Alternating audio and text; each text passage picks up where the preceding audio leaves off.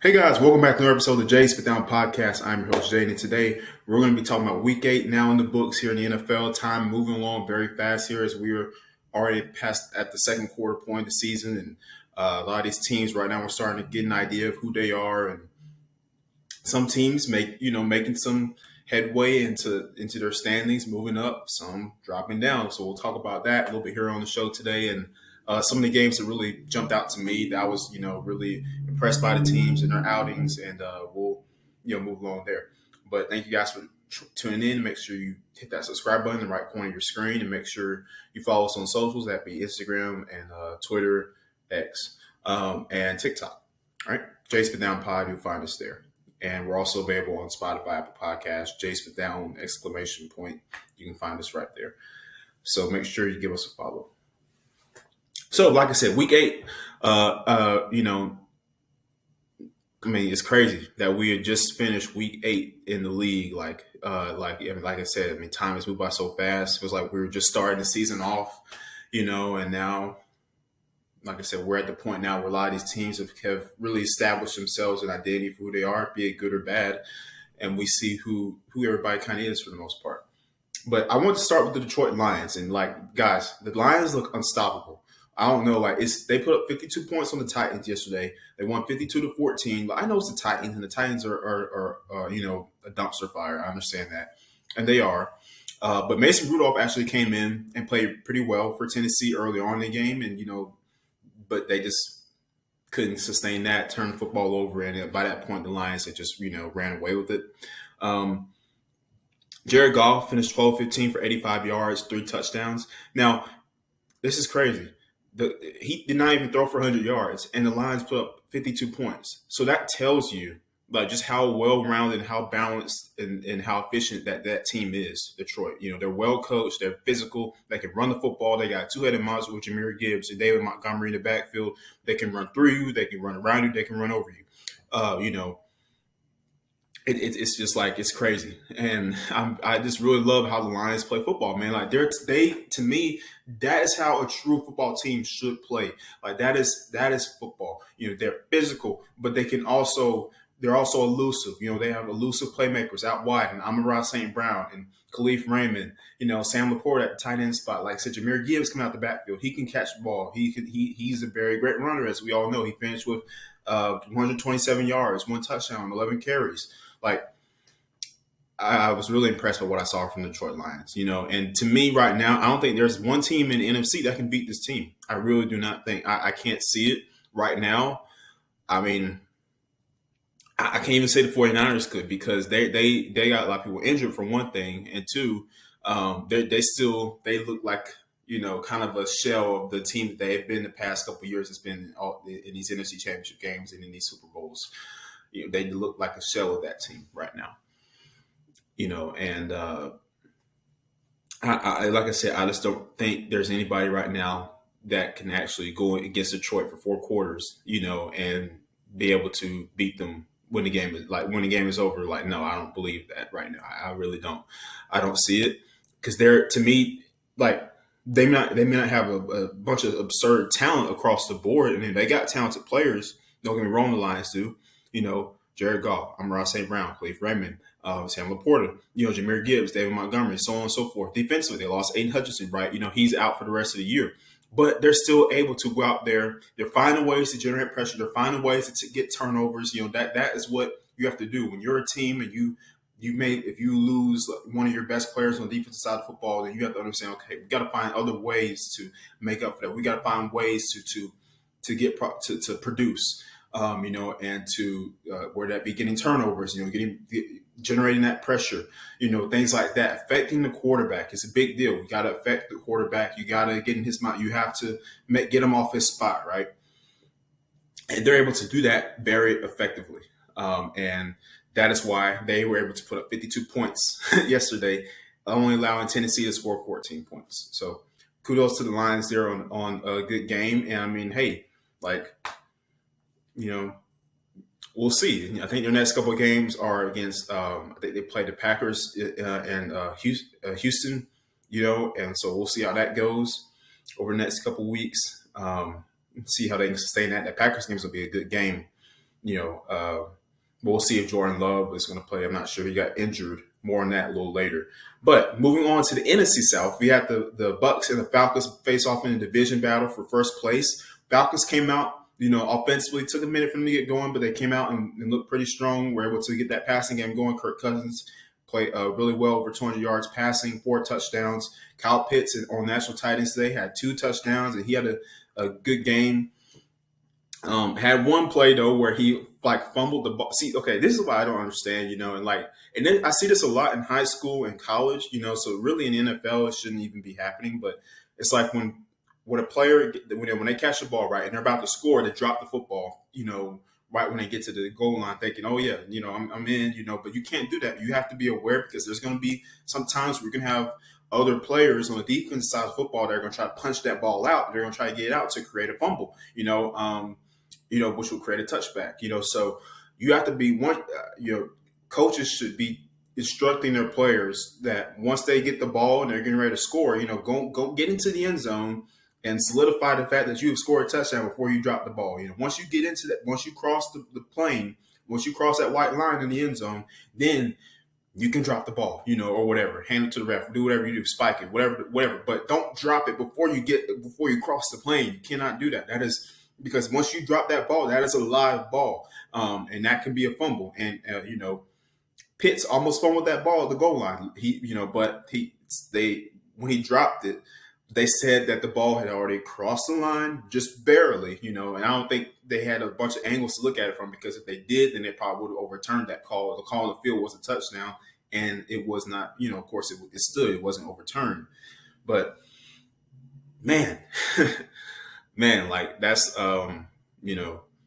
that he got lucky with that. He definitely got lucky. But you know what? Doesn't matter, because the Falcons won. Defensively, they made plays here and there when they needed to. Jesse Bates got an interception. Edgy Terrell got an interception. They were not able to get a sack, of course. They have not been able to sack the quarterback very effectively this year. So I'm really hoping that Atlanta will at some point, because the trade deadline is going to be coming up in a couple of weeks, I'm hoping that they will address the pass rush, because this is a necessity. They have to address the pass rush, because if they don't, you're not going to be able to win in this league if you can't rush the passer. You cannot do it. You have to be able to get after the quarterback. You have to be able to affect him. You have to be able to get him off his spot, because when you're able to do that, you make him unable, to be comfortable in the pocket. Then that's going to affect everything else. It's going to affect the running game, because now you're able to key in on the run, because they're not able to pass efficiently. So they're going to have to turn to running the football. Defensively, you'll be able to key in on that run game, which you're going to make that offense one-dimensional, and you'll be able to stop them.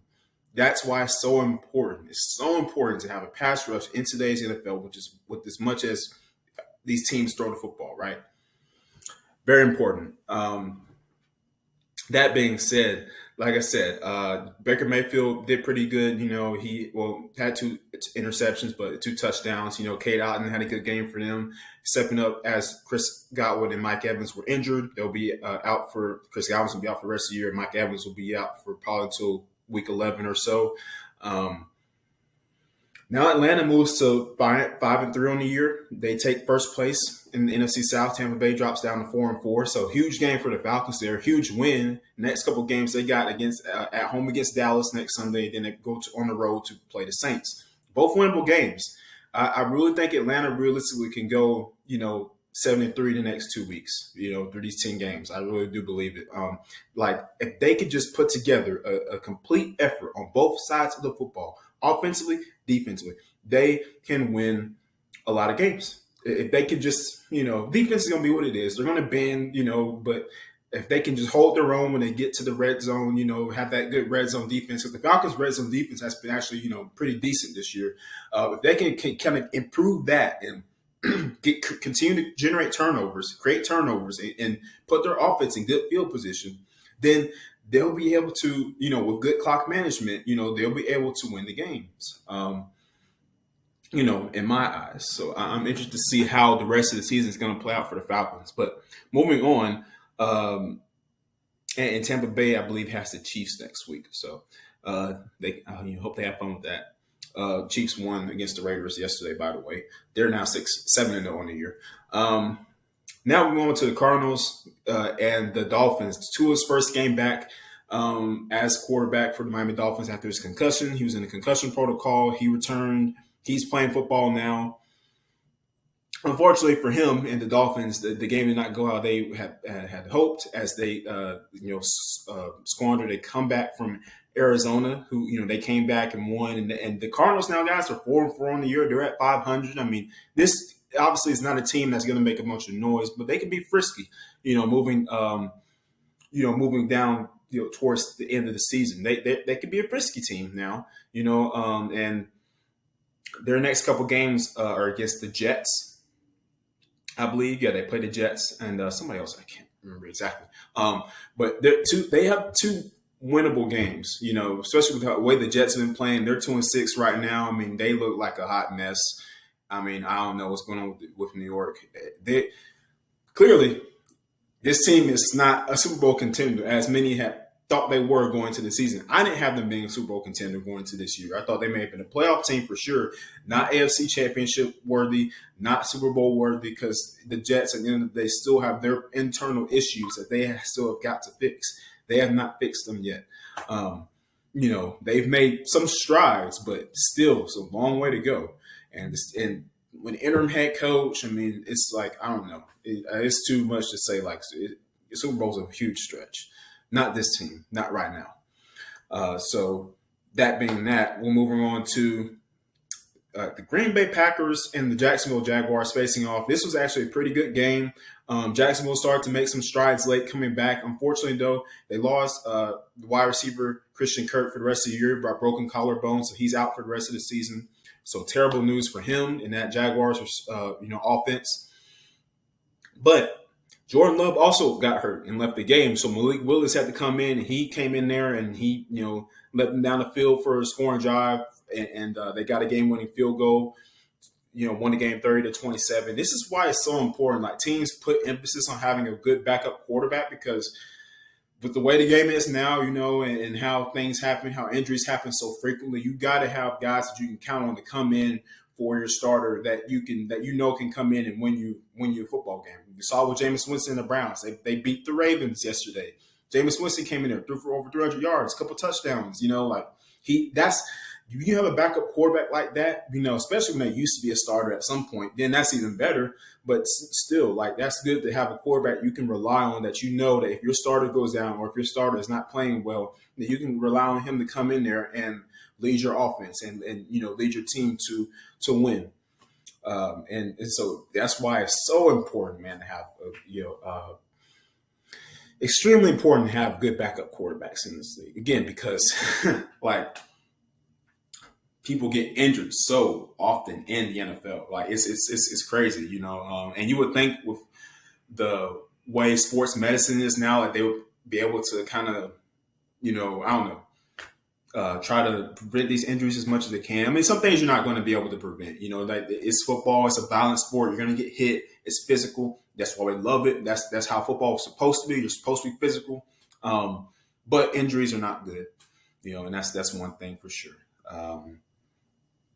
So, yeah, I mean, like I said, that's just something interesting to think about. But as we move forward here the rest of the year, like I said, the Chiefs right now still not looking their best, but hey, they're winning football games, and that's what matters. The good teams, they find a way to win even when things may not be all going according to plan, offensively, defensively. They're finding ways to still generate these wins, to come out there and play good football and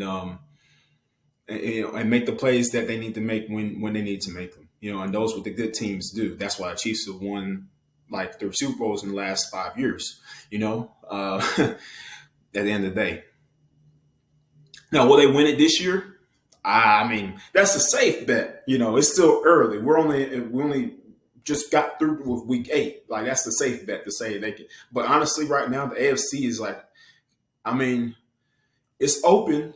It's not as wide. It's not wide open, super wide open, but it's open. You got the Steelers who play the Giants tomorrow or tonight rather on Monday Night Football, and you got the Ravens. I mean, they got some things they still got to figure out. But the Ravens, the Steelers. I mean, Bills have been playing decently this year. Josh Allen has not thrown an interception this year, as far as I'm concerned. You know, I didn't watch the Seahawks game yesterday, so I'm not sure if he did or not there. But up until that point, I knew he had not thrown a pick. And through this point last year, he had thrown like a good number. So obviously he took the initiative to work on his turnovers that were plaguing him last year, and that's showing signs of improvement there. You know, so I'm honestly looking at the AFC right now. Yeah, I mean, you got about 3 teams realistically that can make a push for the Super Bowl. That being the Steelers, never thought I'd say that. The Chiefs, of course, and the Baltimore Ravens, and the rest of them. It's like now the Texans. I mean, they've been playing good this year, but I just need to see a little bit more out of them. You know, I love the way Joe Mixon is playing for them right now, and like T.J. Stroud's still doing good. You know, I mean, teams have tape on him, so of course he's not going to be flying out the gate like he did last year, his rookie year. But he's still a great quarterback, still a great kid. He is an amazing football player. And so I'm going to see what they'll do this year as well. But, guys, that's pretty much going to wrap us up for today's show. Jay Smith Down, just talking about Week 8, you know, and looking forward to the rest of the season. Like I said, just got a lot of good matchups coming up here in the next couple of weeks. A lot of important games division-wise to keep an eye on. So we'll definitely be doing that there, keeping you guys and to know about that stuff. Make sure you hit that subscribe button in the right corner of your screen. And follow us on all the socials, Instagram, Twitter, TikTok, Jay Smith Down Pod. And make sure you follow us on Spotify, Apple Podcasts, Jay Smith Down, ! You can find us right there. Type us in. And we'll see you next time on the show.